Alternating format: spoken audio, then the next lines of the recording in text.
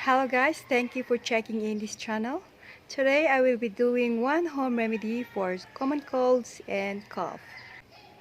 That is steaming or pagsusuob. So first step, magpakulo muna tayo ng malinis na tubig. Pag kumulo na ang tubig, pwedeng dagdagan ng eucalyptus at lagundi kung available sa inyong paligid.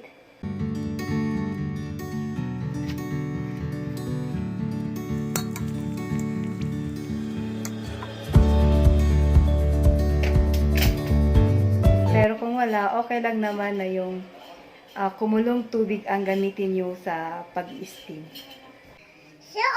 Oo, yan. Ready na si Andre for suob or steaming. So, ayan. Gawin ito ng 10 to 15 minutes. Once or twice a day. Mas maganda kasing mag-steam kasi nakakatulong to sa mabilis nyong paggaling.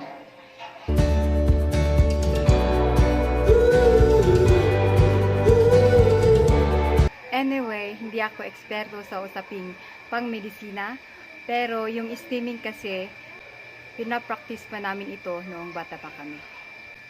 At ito ang pinakamadaling gawin at talagang nakakagaan ng pakiramdam.